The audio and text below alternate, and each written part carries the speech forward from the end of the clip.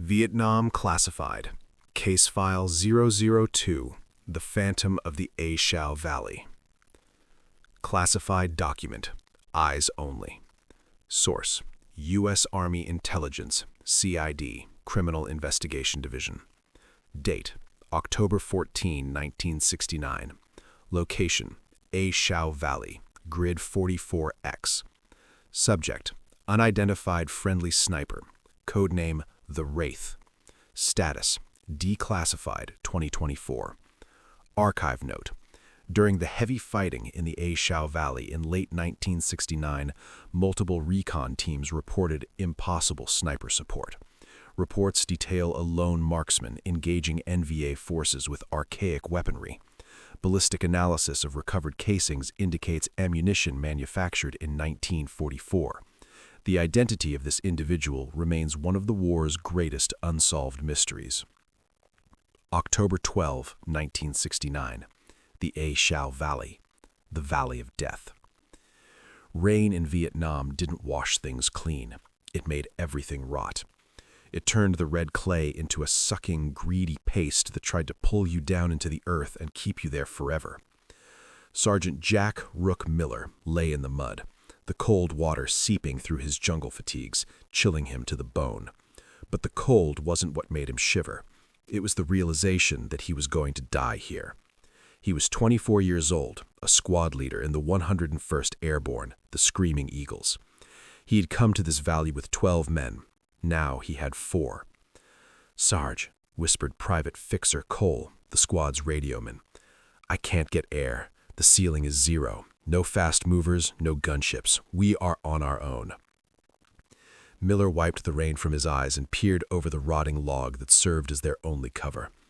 50 yards away, the jungle wall was silent, but it was a lie. The NVA were there, an entire company of hardcore regulars, digging in, setting up mortars, preparing to wipe the last 5 Americans off the map. They were pinned down in a bomb crater at the bottom of a ravine, high ground on 3 sides. It was a classic L-shaped ambush executed with textbook perfection. "Check ammo," Miller ordered, his voice flat. He didn't want the men to hear the fear in his throat. "I got 2 mags left," said Heavy Jones, the M60 gunner. His machine gun was smoking, the barrel glowing cherry red despite the rain. "And the pig is jamming. The mud is getting into the receiver." "Grenades?" "None," whispered Lucky Evans, a kid who'd lost his luck about 3 hours ago when a sniper bullet took off his ear. Miller checked his own CAR-15. 1 magazine, 18 rounds. That was it. 18 rounds against 100 men.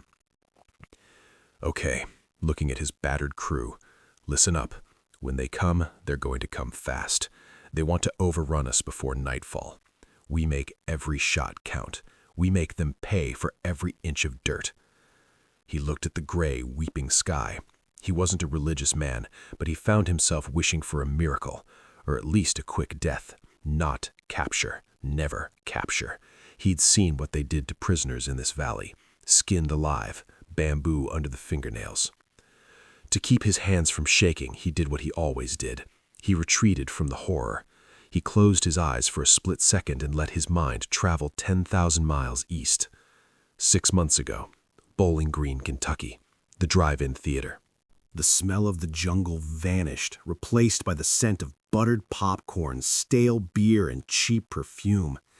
He was in the back seat of his 1967 Chevy Chevelle SS. The windows were fogged up. Becky was there. She was the prom queen who had promised to wait. Blonde hair, blue eyes, and a body that made grown men stumble. She was wearing his varsity jacket and nothing else underneath. "You promise me, Jack," she had whispered, her breath hot on his neck. "You promise you'll come back to this car." He remembered the feel of her skin, smooth, warm, electric. The way she arched against him, the leather seats creaking in rhythm with their movements. It was a moment of pure, selfish pleasure. The taste of her lipstick, the softness of her breasts against his chest. "I promise, baby," he had groaned, lost in the sensation of her. "Nothing can stop me." The memory was so vivid he could almost smell her strawberry shampoo. It was the anchor that kept him from screaming. Thump! The sound of a mortar tube launching a round brought him back to hell. "Incoming!" Miller screamed. Wham! The mortar round landed on the lip of the crater, spraying them with mud and shrapnel. "They're walking them in!" Fixer yelled, clutching the radio. "Next one is right on us!" And then the whistle blew, the shrill, terrifying sound of NVA assault whistles. "Here they come!" Heavy shouted, racking the bolt of the M60. The jungle line erupted. Dozens of NVA soldiers charged from the trees, screaming, "Tien Len! Forward!" They were disciplined, aggressive, and smelled blood. Heavy opened up with the machine gun. Rat-tat-tat-tat! He cut down the first three, their bodies jerking as the 7.62 millimeter rounds punched through them. But the gun jammed. "Jam! Jam!" Heavy screamed, frantically trying to clear the feed tray. Miller rose up, firing his Car 16 semi-auto. Pop, pop, pop. He dropped a soldier carrying an RPG. But there were too many. They were 20 yards out. 15. 10. Miller saw an NVA officer leading the charge. He wore a pith helmet and carried a pistol. He was looking right at Miller with a look of triumph. Miller aimed. Click. Empty. He dropped the rifle and reached for his combat knife. This was it. The end of the line. No more Becky, no more Chevelle, just a muddy grave in a nameless valley. The NVA officer raised his pistol, aiming at Miller's face. Miller braced himself for the bullet. Crack! It wasn't the pop of an AK-47. It wasn't the bang of an M16. It was a thunderclap, a dry, heavy, whip-crack sound that echoed through the valley like the voice of God. The NVA officer's head didn't just snap back, it exploded. 1 second, he was screaming a war cry. The next, his head was gone, vaporized in a spray of pink mist and bone fragments that showered the men behind him. The headless body stood for a horrifying second, then collapsed. The charge faltered. The NVA soldiers froze, confused. Crack! Another thunderclap. A soldier carrying a machine gun spun around violently. A hole the size of a grapefruit punched through his chest. He was dead before he hit the ground. Crack! A third man dropped, shot through the throat. The rhythm was slow, methodical, mechanical. Bolt open, shell ejects, bolt close, fire. It wasn't automatic fire. It was a bolt-action rifle, a heavy caliber. "Who the hell is shooting?" Fixer yelled, looking around. "I don't know," Miller gasped, grabbing a fallen AK-47 from the mud. "But he's on our side." The sniper fire was terrifyingly accurate. Every shot was a kill, not a wound, a kill. Head, heart, throat. The NVA panicked. They couldn't see the shooter. The shots were coming from high up on the ridge, from a place that was supposed to be inaccessible, cliff walls and jagged rocks. "Fall back!" an NVA sergeant screamed in Vietnamese. The enemy broke. They dragged their dead and retreated into the tree line, terrified by the invisible executioner. Silence returned to the crater. The rain fell harder, washing the blood from the leaves. Miller looked at his men. They were alive. Impossible, but alive. "Did you hear that gun?" Heavy asked, wiping mud from his face. "That sounded like a cannon." "Sounded like a 30-06, Miller said, his ears ringing, like an old Springfield or a Garand. "Who uses a Springfield in 1969, Lucky asked. "The Montagnards?" "Montagnards use crossbows and carbines," Miller said. "That was a sniper, a pro." Miller looked up at the ridge. It was shrouded in mist, a gray wall of rock rising 500 feet above them. "Fixer, get the radio working. Heavy, get that gun cleaned. We just got a second chance." "Sarge," Lucky pointed to the body of the NVA officer lying near the edge of the crater. "Look!" Miller crawled out of the hole. He approached the corpse. It was a gruesome sight. The entire cranial vault was missing. But it wasn't the gore that caught Miller's eye. It was something lying in the mud next to the body. A shell casing. Miller picked it up. It was heavy brass, still warm. It must have rolled down the hill or been ejected with force. He wiped the mud off the base of the casing to read the head stamp. He froze. "What is it, Sarge?" Fixer asked. Miller held up the brass. "It's 30-06 caliber," Miller whispered. "Manufactured at the St. Louis Ordnance Plant." He turned the casing over. The date stamp says 1944. The men stared at the casing. 1944, Heavy frowned. That's WW2 ammo. That's 25 years old.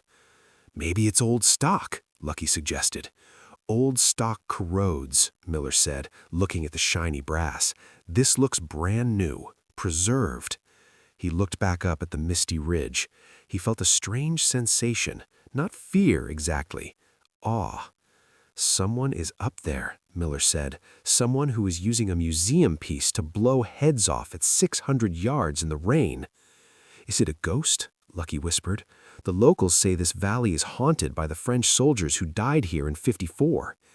Ghosts don't leave brass, Miller said, pocketing the casing. But whoever he is, he just saved our asses. Suddenly, the radio crackled to life. To Lima 1, this is Red Crown. Do you copy? Over. I got him, Fixer yelled. Red Crown, this is Lima 1. We are still effective. We repelled the assault. Copy, Lima 1. Good to hear your voice. We have a break in the weather. Gunships are inbound. Pop smoke. Pop smoke, Miller ordered. As the purple smoke billowed up from the crater, marking their position for the extraction, Miller couldn't take his eyes off the ridge. He saw something, just for a second. A flash of lightning illuminated the cliff face. High up, on a rocky ledge, stood a figure. It wasn't wearing a standard U.S. helmet. It wore a wide-brimmed boonie hat, ragged and draped with vegetation. It held a long rifle. The figure raised a hand in a slow, somber salute. Then the mist swirled, and he was gone. Did you see him? Miller asked. Who? Heavy asked, looking up. Nothing. Miller shook his head, just the rain. But he knew they weren't alone in the A Shau, and the Guardian was watching. 2 hours later, Forward Operating Base Bastogne. Miller sat in the mess tent, staring at the brass casing. He had cleaned it. It shone like gold under the electric bulb. An old master sergeant, a guy named Pops who had fought in Korea, sat down across from him with a tray of slop. You look like you saw a ghost, son, Pops grunted. Maybe I did, Pops, Miller said. He slid the casing across the table. We were pinned down. Someone up on the ridge took out the whole command element. Used this. Pops picked up the casing. He squinted at the date stamp. His face went pale. 1944, Pops whispered. And you said he was shooting from the ridge? Single shots? Yeah. 1 shot, 1 kill. Never missed. Pops looked around the tent, then leaned in close. You ain't the first to see him, kid. We call him the Wraith, or the Old Man of the Mountain. Who is he? Legend says he was a Marine sniper, left behind in '54 when the French pulled out, or maybe an OSS guy who stayed after World War II to fight the commies. Nobody knows. But every now and then, when a unit is about to get wiped out, he shows up. Pops handed the casing back. But here's the thing, Miller. Intel says there's no one operating in that sector. No Green Berets, no CIA, just NVA and Tigers. He's real, Miller said, clenching the brass. He saved us. Maybe, Pops said, taking a bite of his Spam. But if I were you, I wouldn't go looking for him. Some things in this jungle are better left alone. Miller didn't listen. He couldn't. He owed the man his life, and Jack Miller always paid his debts. He stood up. I'm going back out, Miller said. You're crazy. You just got out.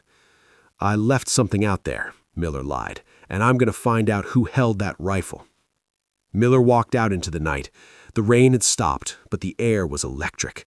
He was going back to the Valley of Death. He was going to find the ghost, and he had no idea that he was walking into a trap that had been waiting for 20 years. Vietnam Classified, Case File 002, The Phantom of the A Shau. The Lair of the Time Traveler.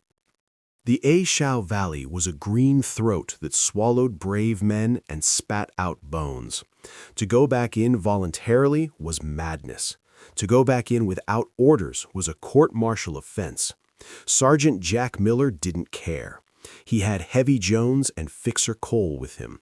3 men, AWOL from the forward base, moving like shadows through the elephant grass. They weren't hunting Charlie this time. They were hunting a ghost. "This is crazy, Sarge," Heavy whispered, sweating under the weight of his M60 and extra ammo belts.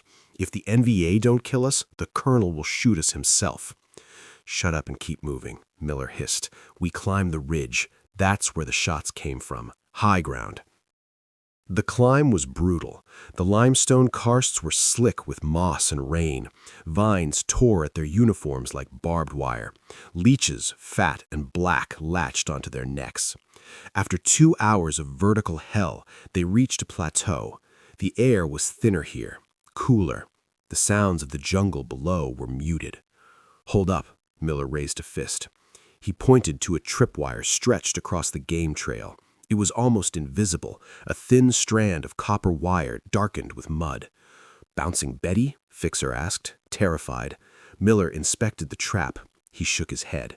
"No. Look at the grenade attached to the tree." It wasn't a modern M26 fragmentation grenade. It was a Mark II pineapple grenade, the kind John Wayne threw in movies about Iwo Jima. The safety pin was rusted, but the mechanism was greased. "World War II issue," Miller whispered. "He's real, and he doesn't want visitors." They bypassed the trap, moving slower now. The signs of habitation became clearer. A footprint in the mud, a boot print, but the sole pattern was unfamiliar.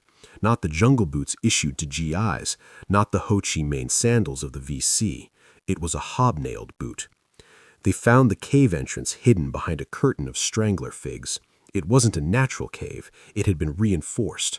Sandbags, rotted with age but still functional, lined the mouth. "Cover me," said Miller. He stepped into the darkness, his CAR-15 raised. "Friendly, coming in. Don't shoot." Silence answered him. Miller clicked on his flashlight. The beam cut through the gloom. "Clear," he breathed. "He's not here." The cave was a time capsule. It smelled of wood smoke, old leather, and cosmoline, the heavy grease used to preserve weapons. In the center was a small fire pit, cold now. A cot made of bamboo and parachute silk stood in the corner. But it was the walls that made Miller's blood run cold. They were covered in maps, hand-drawn maps of the valley, detailed down to the last trail and bunker. On the maps, red X's marked NVA positions, hundreds of them. This man wasn't just surviving, he was waging a one-man war of attrition. "Look at this," Heavy said, standing by a wooden crate. It was an ammunition crate. The stencil on the side read, "U.S. Army Ordnance, .30-06 Springfield, Lot 44B." Inside were hundreds of rounds, each one polished to a mirror shine. Beside the ammo lay a cleaning kit, old rags and a bottle of bore solvent that looked like it was from the 1950s. "He cleans his ammo," Heavy whispered. "He polishes every single round so it won't jam." Fixer was looking at a small shelf carved into the rock. There was a row of dog tags hanging on nails. "Sarge, come look at this." Miller walked over. He touched the tags. They were cold metal. "PVT Johnson, USMC, 1965. Corporal Smith, 1st Cav, 1967. Sergeant LeBlanc, French Foreign Legion, 1953. There were dozens of them, American, French, even a few Japanese tags from the 40s. "He collects the dead," Miller realized. "He finds the bodies we leave behind. He takes their tags so they aren't forgotten." It was a shrine, a holy place in the middle of hell. "Who is he?" Fixer asked, his voice trembling. "Is he a deserter?" "No," Miller said, looking at a faded black-and-white photograph tacked on the wall. It showed a young man in a uniform from the 1940s, standing next to a beautiful Asian woman in front of a French colonial house. The man was smiling, holding a Springfield rifle. "He's a soldier who never got the order to go home." Miller turned to the back of the cave. There was a vantage point, a slit in the rock that looked out over the entire valley, a sniper's nest. A spotting scope was set up on a tripod. Miller looked through it. The optics were incredible. He could see the bomb crater where his squad had been pinned down hours ago. He could see the NVA bodies still lying in the mud. "He watched us," Miller whispered. "He watched the whole thing. He waited until the last second to save us." "Sarge," Heavy shouted from the entrance. "Movement below!" Miller rushed to the cave mouth. He looked down the steep slope they had just climbed. The jungle below was alive. Hundreds of khaki figures were moving up the hill. They weren't patrolling, they were swarming. "NVA," Miller cursed. "A whole battalion. They tracked the shots. They know he's up here. They're coming for him, and they found us instead."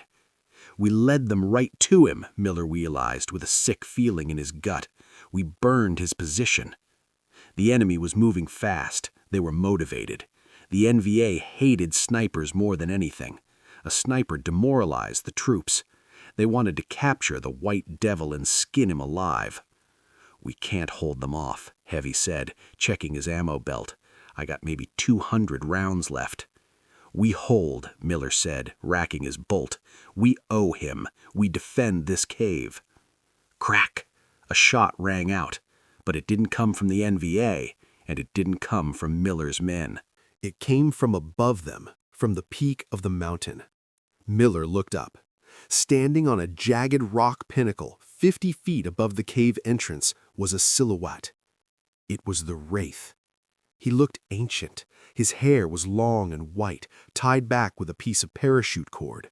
His face was a map of deep wrinkles and scars, tanned to the color of old leather. He wore tattered tiger-stripe fatigues that looked like they were from the 50s. In his hands was a rifle, a modified M1903 Springfield with a long Unertal scope. The old man didn't look at Miller. He looked at the swarm of NVA climbing the hill. He worked the bolt. Clack, clack. He fired. The shot hit the lead NVA climber in the chest, knocking him backward into the 3 men behind him. They tumbled down the slope in a tangle of limbs. The old man looked down at Miller. His eyes were piercing blue, bright with a terrifying intensity. "Get inside," the old man roared. His voice was raspy, like grinding stones. It was the voice of a man who hadn't spoken in years. "They have mortars." Miller didn't argue. "Inside, go." They scrambled back into the cave just as the first mortar rounds began to walk up the hillside. Whumph, whumph, whumph. Explosions rocked the mountain. Rock chips flew. Dust filled the air. The old man slid down a rope, landing gracefully at the cave entrance. Up close, he smelled of ozone and old blood. He looked at the 3 young Americans. He didn't smile. "You brought company, children," the old man grunted. "We came to thank you," Miller said, feeling foolish. "You came to die," the old man spat. He moved to the ammunition crate, grabbing handfuls of the polished cartridges. "Don't waste it. This is match grade." "Here they come!" Heavy yelled. The first wave of NVA soldiers rounded the bend. They were screaming, throwing grenades. "Let 'em have it!" Miller screamed. Heavy opened up with the M60. The cave entrance turned into a flashing strobe of muzzle fire. The sound was deafening in the confined space. The NVA walked into a wall of lead. Bodies piled up at the bend, but they kept coming. They climbed over the dead. They were relentless.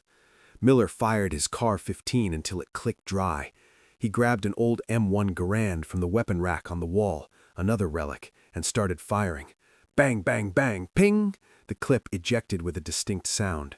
Beside him, the old man was a machine. He didn't fire fast. He fired with a terrifying rhythm. Every time his rifle cracked, an enemy soldier dropped. He was shooting them in the eyes, in the throat, in the hands holding grenades. It wasn't combat. It was art. Dark, bloody art. "Reloading!" Heavy screamed. "Grenade!" Miller yelled. A stick grenade landed inside the cave mouth, spinning on the stone floor. Miller dove for it, intending to throw it back. "Leave it!" the old man barked. He kicked the grenade, not out, but into a small hole dug in the floor, a sump pit. Thud! The explosion was muffled by the earth. Dust sprayed them, but no shrapnel. "Trap pit," the old man muttered. Built it in '54, good for grenades. He turned back to the battle, but Miller saw blood on the old man's sleeve. He had been hit. "You're bleeding," Miller said. "I've been bleeding for 20 years, the old man said, chambering another round. "Watch the left flank. They are climbing the cliff face." Miller looked left. Hands were appearing over the ledge. Sappers. They were scaling the vertical rock wall. "Fixer, the ledge!" Fixer grabbed his pistol and ran to the ledge, firing point blank at the climbers. The battle raged for an hour. The ammunition was running low. The barrel of Heavy's machine gun was glowing white-hot. "We can't hold them forever," Miller yelled over the din. "There's too many." The old man looked at his watch, an old mechanical field watch. "We don't need forever," he said calmly. "We just need 5 minutes." "5 minutes for what?" "For the ghost to arrive." "You are the ghost!" Miller shouted. The old man smiled. It was a grim, wolfish smile. "No, boy, I am just the spotter. The ghost is much bigger." He pointed to the radio on Fixer's back. "Give me the handset." Fixer handed it to him. The old man didn't switch frequencies. He dialed in a frequency that wasn't on the standard Army list, a CIA Black Ops frequency. Red Dragon, this is White Feather. Broken Arrow, coordinates 00 Alpha. I am calling in the marker. Do it now. He dropped the handset. "Cover your ears," the old man said, "and open your mouths unless you want your eardrums to burst." "What's coming?" Miller asked. "Judgment Day." From high above the clouds, a sound began, a low hum that vibrated deep in the chest. It grew louder and louder until the very air seemed to tear apart. It wasn't a jet. It was a B-52 Stratus Fortress, an arc-light strike. But B-52s didn't bomb this close to friendlies. It was suicide. "You called an arc-light on our own position?" Miller screamed. "Not on us." The old man pointed to the valley floor below, where the main NVA force was staging for the final assault. "On them." The world ended. Vietnam Classified, Case File 002, The Phantom of the A Shau. Part 3, The Eternal Watch. The sound of an arc-light strike is not an explosion. It is an earthquake unleashed from the stratosphere. When the bombs from the B-52 Stratosphere hit the valley floor, the world simply ceased to exist for 10 seconds. The shock wave hit the mountain like a physical hammer. Inside the cave, Miller and his men were thrown against the stone walls. Dust, rocks, and ancient stalactites rained down on them. The pressure change was so immense it made their noses bleed. It felt as if the air itself was being sucked out of the cave to feed the fire below. "Stay down!" Miller screamed, though he couldn't hear his own voice. Outside, the jungle was being erased. The carpet bombing pattern was designed to pulverize a box 1 mile long and half a mile wide. The NVA battalion climbing the hill didn't just die, they were atomized. The trees, the rocks, the soil, everything was churned into a gray, smoking moonscape. The roar continued for what felt like hours, a continuous rolling thunder that vibrated in the marrow of their bones. And then, silence. A ringing, deafening silence. Miller pushed himself up. He was covered in limestone dust. He coughed, spitting out grit. "Sound off," he croaked. I'm alive," Heavy groaned, checking his limbs. "Me too," Fixer whispered, clutching the radio. "Jesus, I think my eardrums are blown." Miller looked toward the cave entrance. The old man was standing there. He hadn't moved. He hadn't flinched. He stood like a statue carved from the mountain itself, watching the smoke rise from the valley below. Miller staggered to the entrance. The view was apocalyptic. The lush green valley was gone. In its place was a churning sea of dust and craters. There was no movement, no enemy, just the smell of ozone and pulverized rock. "They're gone," Miller whispered. "All of them." "For now," the old man said. His voice was tired. He turned away from the destruction and walked back to the small shrine with the photograph.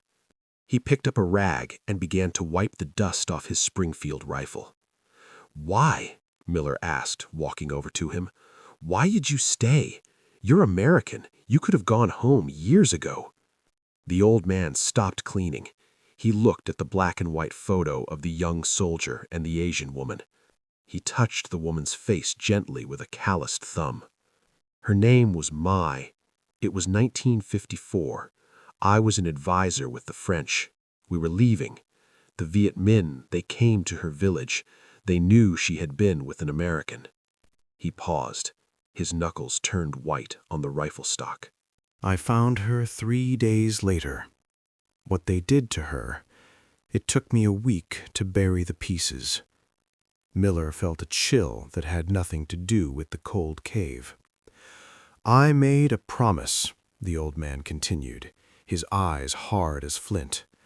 I promised I wouldn't leave until I had killed every single one of them, or until they killed me. That was 15 years ago, Heavy whispered. You've been fighting a one-man war for 15 years? War doesn't end, boy, the old man said. It just changes names. Viet Minh, Viet Cong, NVA. It's all the same evil, and I am the cure. The radio on Fixer's back crackled. Lima 1, this is Dustoff 20. We see the smoke. We are inbound for extraction. ETA 2 mics. Pop smoke if you are still breathing. That's our ride, Miller said. He looked at the old man. Come with us. We can get you out. You've done enough. You can go home. The old man laughed. It was a dry, sad sound. Home? This is my home, Sergeant. My grave is already dug out back. I'm just waiting to fill it. He reached into his pocket and pulled out a small, heavy object. He tossed it to Miller. It was a Zippo lighter, brushed steel. Engraved on the side was the unit crest of the U.S. Marine Corps and a date, 1945. Keep it, the old man said. Light a candle for the boys who don't make it back. The sound of heavy rotor blades cut through the air. A Jolly Green Giant rescue helicopter was hovering over the ridge, lowering a penetrator hoist. Go, the old man ordered. Before the smoke clears, the NVA will send more. They always send more. I can't leave you, Miller said. You aren't leaving me. The old man racked the bolt of his rifle. You are leaving me to my work. Miller looked at him one last time. He saw a man who had become part of the jungle, a man who was already dead inside, kept alive only by hate and discipline. Thank you, Miller whispered. He grabbed the hoist cable. Heavy and Fixer clipped in. As they were lifted into the sky, Miller looked down. The old man was standing on the ledge. He wasn't looking at the helicopter. He was looking through his scope, scanning the tree line, waiting for the next target. The mist swirled around the mountain, and he vanished. October 20th, 2024. The National Archives, Washington, D.C. It's impossible, the young researcher said, adjusting his glasses. He was looking at a digital scan of a service record. Beside him stood a retired 4-star general, Jack Miller. Miller was old now, in a wheelchair, but his eyes were still sharp. What's impossible, son? Miller asked. I ran the serial number from the Zippo lighter you gave me, and the description of the man. The researcher pulled up a file on the screen. It was an old, sepia-toned service photo. It showed the same young man Miller had seen in the cave. This is Gunnery Sergeant Thomas Beckett, the researcher read. U.S. Marine Corps. Sniper. That's him, Miller nodded. That's the Wraith. General, look at the service dates. Miller leaned forward. He read the file. Status. Killed in action. Date. February 19th, 1945. Location. Iwo Jima. Cause. Mortar fire. Body never recovered. Miller stared at the screen. The room went silent. "He died in 1945?" Miller whispered. "But I met him in 1969. He was old. He told me about 1954. "The records are clear, General. Beckett died on Iwo Jima. He never went to Vietnam. He never was an advisor." Miller reached into his pocket. His trembling fingers pulled out the old Zippo lighter. He flicked it open. The flame burned steady and bright. "The records are wrong," Miller said softly. "Or maybe some men are just too stubborn to die." He thought about the figure in the mist, the single shots that saved his squad, the shrine of dog tags. "Or maybe," the researcher said, shivering, "you really did meet a ghost." Miller closed the lighter with a sharp click. "Ghost or man," Miller said, rolling his wheelchair toward the exit, "he was the best damn soldier I ever met, and if the NVA ever come back to that valley, I pity them." Miller left the archives. Outside, the rain was falling on the streets of D.C. It reminded him of the A Shau. Somewhere, in a jungle that no longer existed, on a hill that wasn't on any map, the Wraith was still watching, waiting, protecting. Some wars end, but for the Guardian, the mission never ends. File closed.